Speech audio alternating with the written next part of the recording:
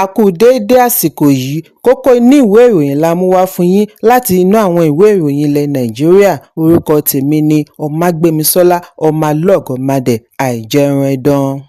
Ààrẹ Bọ́lá Tinubu ti jáwọ́ nínú ojú àánú tí ó fi wo àwọn ẹlẹ́wọ̀n 175 convicts níbi tí a ti rí àwọn elégbòogi olóró, ajínigbé àti oníjìbìtì lẹ́yìn awuyewuye tí ó jẹyọ nídìí ìkéde tí ààrẹ ṣe síwájú àkókò yìí. Èyí ń wáyé bí ààrẹ ṣe ní kí wọ́n ṣe àgbéyẹ̀wò àkọọ́lẹ̀ orúkọ wọ̀nyí wò níbi ìpàdé National Council of State tí ó wáyé ní ọjọ́ 9 oṣù kẹwàá ọdún 2025. Nínú àtẹ̀jáde àná láti ọwọ́ amúgbálẹ́gbẹ̀ẹ́ ààrẹ Báyọ̀ Ọ̀nànúgà ni wọ́n ti ṣàlàyé wípé gbogbo àwọn tí wọ́n dájọ́ fún lórí ẹ̀sùn ìjínigbé, egbòogi olóró, ìfọmọṣòwò, jìbìtì àti bẹ́ẹ̀ bẹ́ẹ̀ lọ ni wọ́n ti yọ orúkọ wọn kúrò nínú àkọọ́lẹ̀. Wọ́n ní ìgbésẹ̀ yìí ṣe pàtàkì nígbà tí wọ́n ṣe àgbéyẹ̀wò ipa tí ó lè ní lórí ààbò orílẹ̀-èdè, ìtara ará ìlú àti láti ṣe ìgbélárugẹ iṣẹ́ àwọn agbófinró. Wọ́n fìdí ẹ̀ múlẹ̀ wípé 3 ni ìlànà ẹjọ́ pín sí: àkọ́kọ́ fún afẹ̀sùnkàn, ẹ̀kejì fún ẹni wọ́n dẹ́ṣẹ̀ sí àti ìkẹta sí ará ìlú lápapọ̀. Ìgbésẹ̀ ààrẹ yìí ń wáyé lẹ́yìn ọjọ́ 3 tí ìjìjà pẹ̀lú awuyewuye tí ó tẹ̀lé bí ààrẹ ṣe fi ojú àánú wo Maryam Sanda tí wọ́n dá ẹjọ́ ikú fún ní ọdún 2020 látàrí wípé ó ṣekú pa ọkọ rẹ̀ Bilyaminu Bello, ọmọkùnrin alága gbogbogbò àná fún ẹgbẹ́ PDP. Ẹgbẹ́ àwọn agbẹjọ́rò lórílẹ̀-èdè rọ ààrẹ kí ó tú èrò rẹ̀ pa lórí ohun tí wọ́n ṣe àpèjúwe rẹ̀ ní àṣìṣe ńlá ìdájọ́, grave error of judgment, bí wọ́n ti ṣe ìkìlọ̀ wípé dídáríjì apànìyàn yìí yóò fi àpẹẹrẹ burúkú ránṣẹ́ sí ará ìlú. Lẹ́yìn èyí ni ìjọba àpapọ̀ nípasẹ̀ agbẹjọ́rò àti mínísítà ẹ̀ka ìdájọ́ Lateef Fagbemi wá dáhùn wípé àwọn tí ń ṣe àgbéyẹ̀wò rẹ̀ lọ́wọ́. Nínú àtẹ̀jáde láti ọ́fíìsì agbẹjọ́rò fún ìjọba àpapọ̀ AGF tí wọ́n yọ̀ǹda ní ọjọ́ 23 oṣù kẹwàá ní iléeṣẹ́ ààrẹ ti ní wọ́n ti ṣe àdínkù iye àwọn tí ààrẹ dáríjì kúrò ní 175 bọ́ sí 120. Lára àwọn tí wọ́n yọ orúkọ wọn ní Sanda tí wọ́n fi sí abẹ́ ìpele àwọn tí wọ́n ṣe àdínkù okùn ẹ̀wọ̀n wọn. Fagbemi ṣàlàyé wípé lẹ́yìn àgbéyẹ̀wò ni wọ́n rí wípé àwọn kan kò yẹ nítòótọ́ fún ìdáríjì, àwọn kan gba àdínkù ẹ̀wọ̀n bí àwọn mìíràn ti gba ìyọ̀ǹda. Ẹ̀kúnrẹ́rẹ́ ìròyìn wà nínú ìwé ìròyìn Punch tó jáde lónìí.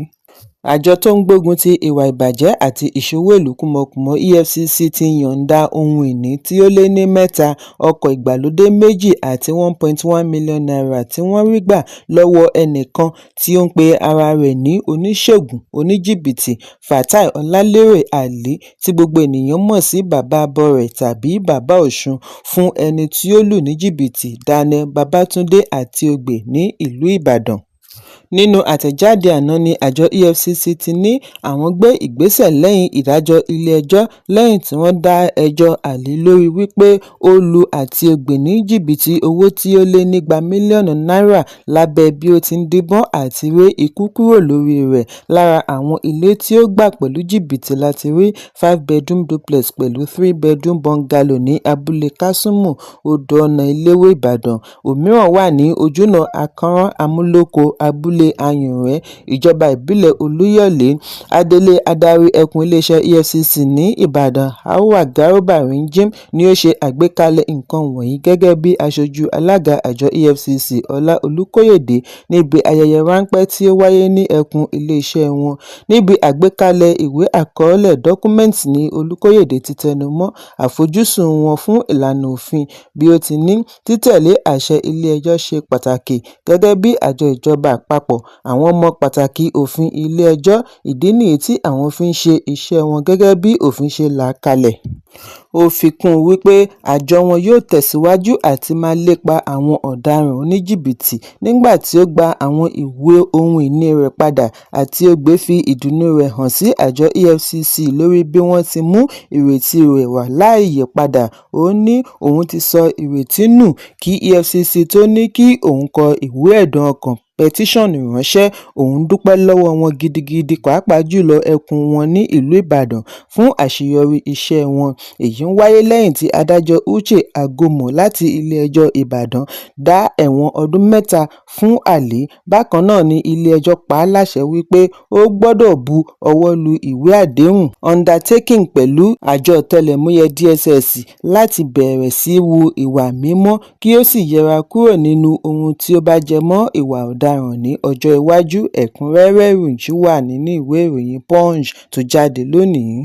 Ìjọba ìpínlẹ̀ Anambra ti jáwé gbélé-ẹ̀ fún adarí olùkọ́ kan head teacher ní ìjọba ìbílẹ̀ Gúúsù Orumba lórí ẹ̀sùn wípé ó fi ààyè gba ìpolongo ìbò political rally láàrin ọgbà iléèwé. Kọmíṣánná fún ètò ẹ̀kọ́ Ọ̀jọ̀gbọ́n Ngozi Chuma Ude ni ó ṣe ìkéde yìí nínú àtẹ̀jáde àná ní ìlú Awka.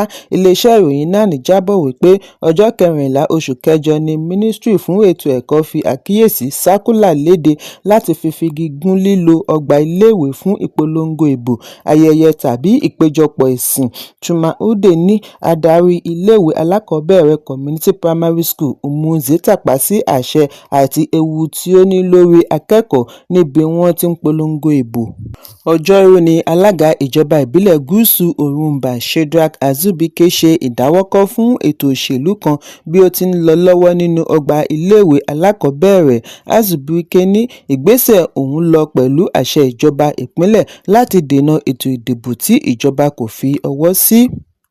Kò dín ní ènìyàn 8 tí ó ti gbẹ́mìí mì lẹ́yìn ìjàmbá ọkọ̀ alápapọ̀ multiple truck collision tí ó wáyé ní ojúnà márosẹ̀ Èkó sí Ìbàdàn nítòsí Kara Bridge lówùúrọ̀ òní. Ìjàmbá tí ó wáyé nítòsí Baga ni a ti rí ọ̀pọ̀lọpọ̀ ọkọ̀ àjàgbé tí wọ́n fi orí sọ ara wọn. Àwọn tí ọ̀rọ̀ náà ṣojú wọn ní ọ̀kan nínú àwọn ọkọ̀ wọ̀nyí jábọ́ sínú odò nígbà tí àwọn 2 mìíràn fi orí sọ ara wọn tí wọ́n fi gbiná, dá ìfòyà àti súnkẹrẹ-fàkẹrẹ ọkọ̀ sílẹ̀. Àwọn òṣìṣẹ́ ọlọ́pàá àti àjọ alámòjútó ojú pópó LASTMA súré dé ibi ìṣẹ̀lẹ̀ láti ṣe àmójútó bí wọ́n ti ń ké sí àjọ alámòjútó ìṣẹ̀lẹ̀ pàjáwìrì. Àkàálẹ̀ fídíò lórí amóhùnmáwòrán TVC ṣe àfihàn bí èéfín ṣe gbolẹ̀ tí àwọn òṣìṣẹ́ panápaná ń gbìyànjú àti dóòlà ẹ̀mí. Àjọ LASTMA fìdí ìṣẹ̀lẹ̀ yìí múlẹ̀ lórí ẹ̀rọ abánidọ́rẹ̀ẹ́ X. Wọ́n ní òkú 8 ni wọ́n ṣe àkọọ́lẹ̀ nínú ìjàmbá. Ìjàmbá yìí tabá ọkọ̀ àjàgbé container laden trailer tí ó gbiná. Ọkọ̀ mìíràn dá ẹrù páálí bisikí tí ó kó sójú náà nígbà tí ọkọ̀ kẹrin fi ara gbá irin tí wọ́n fi dáàbò ojú náà àti odò tí ó fi ráàyè kánlu omi. Àjọ yìí fi kún un wípé ìgbìyànjú ti ń lọ lọ́wọ́ láti kó gbogbo ọkọ̀ wọ̀nyí kúrò lójú náà.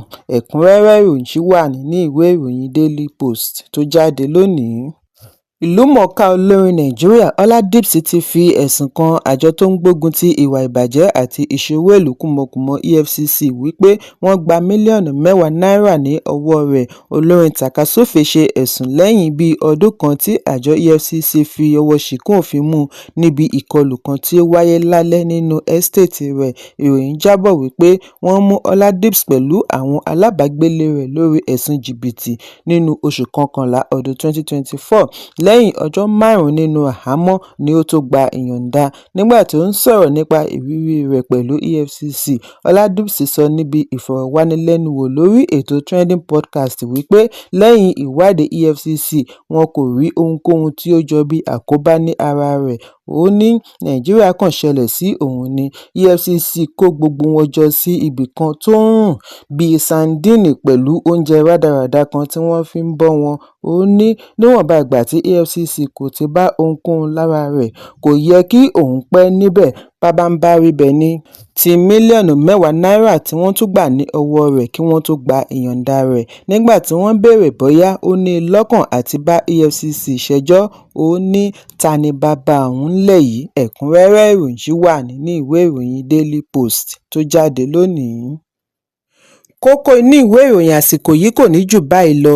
Ẹ pàdé mi ní ìrọ̀lẹ́ fún àkọ́tún ìròyìn. Kí a tó lọ, ẹ má ṣaláì fi àkíyèsí yín ránṣẹ́ kí ẹ sì bá wa subscribe sójú náà wa lórí YouTube kí kókó inú ìwé ìròyìn lè máa tẹ̀ yín lọ́wọ́ ní kíákíá.